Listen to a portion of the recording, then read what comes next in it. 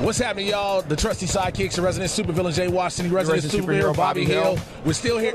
I'm the villain. I'm the hero. Yeah. I'm the hero. Yeah. We're here at C2E2, man, and it's an honor for us to be doing this right now. If you're not a fan of if you're not a true fan of hip hop, if you don't know who this man is, one of the pioneers of the game, the legendary DMC Darryl McDaniels. How are you, sir? How's it going? Nice to see you. Nice to meet you.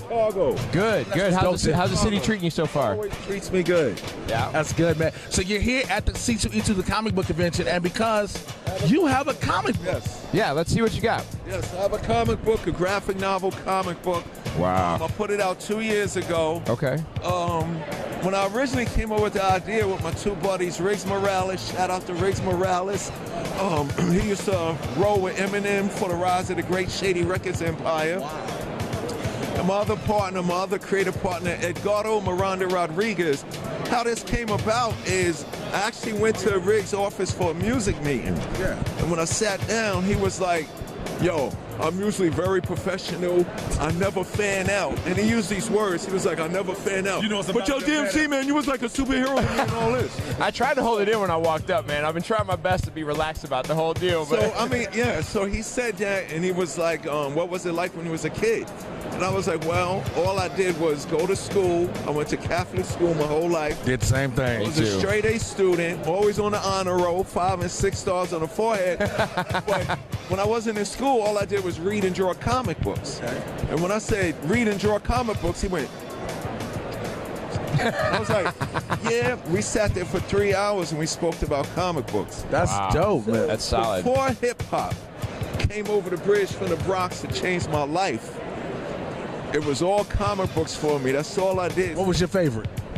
Marvel comic books was my favorite. My favorite comic book to read was Captain America. My favorite superhero was the Hulk. And then my other favorite dude was Peter Parker because he lived in Queens. Because he lived in Queens. Yeah. So, you know, growing up, Marvel comic, DC was cool. Right. I loved The Flash, Justice League, but Gotham and Metropolis was fictional. Right. Stan Lee Yeah, had yeah, the he was like, I got superheroes New running York. around New York. So I could relate to it, you know what I'm saying? So it was real to me growing up. Tell us about the character in your book now. Who's the main character? What's their situation? What's Well, the deal? in this universe, my superpower is hip hop and rock and roll. But in the comic book universe, I never meet Run. It's not the rapping superhero. That's corny. Right. I'll beat you and defeat you. That's corny. That's why hip hop comic books never work. Right. You know what I'm saying? It was always bars instead of an actual superhero dialogue. Yeah. Right. So in the comic book universe, I'm Darryl McDaniels. I actually graduate from St. John's University. I never meet Run, and I become a teacher. But I'm the guy running around. I'm the superhero running around fighting all the bad guys and other superheroes. When you come in, we didn't do an origin book. The origin book is going to come down the line. When you open up issue number 1, you're in the DMC universe. Automatically. In that The action's universe, going there's on. already other superheroes, but it's a problem with the other superheroes.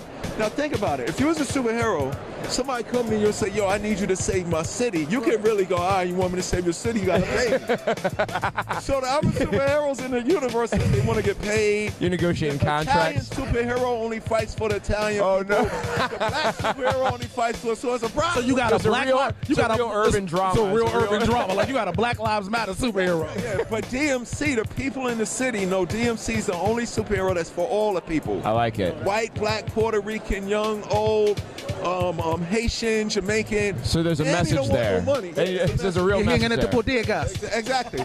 So they all like him. You know what I'm saying? And one of the reasons, at first I didn't want to do the comic book because Riggs was like, yo, you know, when I told him, I was a big Marvel dude, I read Joe. So he was like, yo, DMC, you should do a comic book. And I was like, nah, I don't want to do it. And he said, why not? I was like, yo, I don't want to be another rapper just because I got a hit record thinking I could do everything. Right. Because hip-hop has a habit of effing everything up. Shouts out DMX. I like to stay in my lane and this and that. But he said, yo, DMC, don't do it as DMC, the celebrity rapper dude. Right. He said, your first love was comic books. He says, do it as the little boy Darryl, whose first love was comic books. Yeah. So I said, all right, we're going to do this venture, and it's going to be a tribute and a celebration of what makes all comic books dope. Yeah. And That's we did it great. 2 years ago, and here we are. Now, how's the comic convention been for you? Is this your first comic convention you've been? How many have you been to? Well, that's a great question. I really started my comic book company because when you got a comic book, you get in all the conventions. Yes, you do. So I'm like a little kid in the candy. So this is probably my 13th convention. Okay, so you're a big fan. You're a big fan. This I'm a isn't big just something you fell into because you used to like it. Now you're back into it. You love this. Because what had happened was, I was like, okay, we're going to do the comic book. So Riggs, he took me to the New York City Comic Con. And when I walked in there, it was like, now me and my brother, we had a huge collection of Marvel comic books. And when hip-hop came over the bridge from the Bronx, me and my brother had a problem. Because we didn't sell weed, we had no money. So we had no money to get turntables and records and the mixers. So we did a comic book sale to get 2 turntables and a mixer. Oh, wow. Yo, that's so your music career is built off of the comics that you sold to start the music career. Now you're bringing it back to the comics. That's cool. Before we get you up out of here, because we know you got people that want to talk to you, let the people know how they can both get this comic book and reach you. Exactly. My comic book is available in all comic book stores globally. That's dope. All around the world. You can find more about me and my comic books on DMC. Oh, no, wait. I always get mixed up.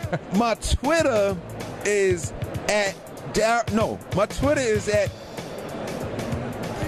I got you. Yo, y'all can find him on his Twitter and his Instagram at DMC Makes Comics. There it is. Darryl Makes Comics. Darryl Makes Comics is on Facebook, and the website is www.dmc-comics.com. Yeah, and the book looks great.